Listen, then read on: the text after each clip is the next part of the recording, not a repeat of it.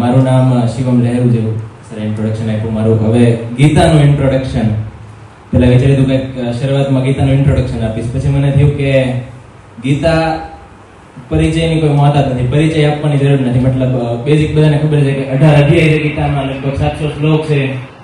મહાભારતના અંદર ભીષ્મ પર્વ છે, એની અંદરથી શ્રીમદ ભગવદ ગીતા. પણ એક વાક્યની અંદર મારે ગીતા વિશે કઈ બોલવું હોય તો હું કહીશ કે ગીતા એ આપણા હિન્દુ ધર્મનો એક અલ્ટિમેટ ગ્રંથ.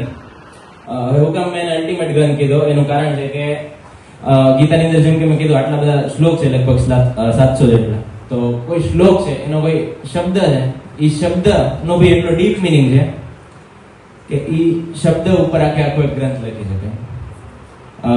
ગીતા શ્રી કૃષ્ણએ ઉપદેશ આપેલો જેમ કે અર્જુનને આજથી 5070 વર્ષ પહેલા કુરુક્ષેત્રના મેદાનમાં. હવે એનાથી એક બીજી વસ્તુ રિલેટ કરવું કે 5070 વર્ષ પહેલા ગીતા લખાણીને 5030 વર્ષ પહેલા લગભગ કલિયુગની શરૂઆત થઈ. એટલે કે જે આ ટાઈમ ડિફરન્સ હતો એ 40 વર્ષનો હતો. મતલબ કલિયુગની શરૂઆત પહેલા જ શ્રી કૃષ્ણએ આપણને જે બી કોઈ સમસ્યા અત્યારે આપણે થાય એ ઓલરેડી પહેલા એ સમસ્યાનો ઉકેલ શ્રી કૃષ્ણએ આપણી માટે રેડી કરીને રાખી દીધો હતો. અને આજનો જે મારો ટોપિક છે શ્રી કૃષ્ણ શ્રીમદ ભાગવત ગીતા નો આપણા જીવનની અંદર મહત્વ. તો સૌથી પહેલા જીવનની અંદર પહેલા કોઈ ગીતા વાંચેલી હોય કે ના હોય, પણ એક શ્લોક તો બધાને ખબર જ હશે કે કર્મણ્ય વાધિકા રસ્તે મા ફલેષુ કદાચન.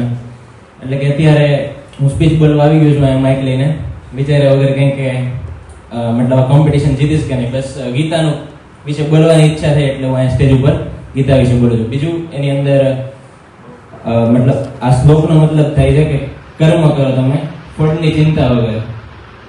એટલે કોઈ બી કાર્યમાં જ્યારે આવું વિચાર લઈને કોઈ બી કાર્ય કરતા પહેલા તો એક પ્રેશર એટી જાય ને એ કાર્ય આપણે વધારે પરફેક્શનથી કરીએ કે એના રિલેટેડ મતલબ ટેન્શન એટી જાય. એના રિલેટેડ એક બીજો શ્લોક છે, એની અંદર એક જીવનનું એક મૂળભૂત સત્ય એવું ગીતાની અંદર કીધેલું છે કે આત્મા અમર છે, આત્મા મરતો નથી ક્યારેય, મરે છે ખાલી શરીર ભૌતિક છે આપણું.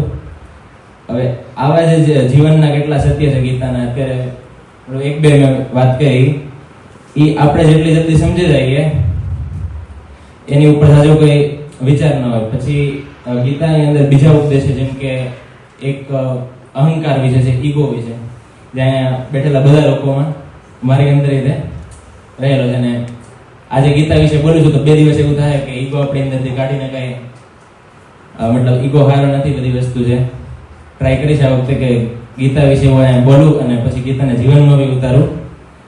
એક કી પોઈન્ટ છે. પછી સંતુલન વિશે ગીતાની અંદર કીધેલું છે, જીવનની અંદર સંતુલન, કે ક્યારે બી ગમે તેટલું સારું થઈ જાય ત્યારે વધારે ખુશ ના થઈ જવું, કે ગમે તેટલું ખરાબ આપણે થઈ જાય ત્યારે દુઃખી ના થઈ જવું, વધારે સંતુલન બનાવી રાખવું.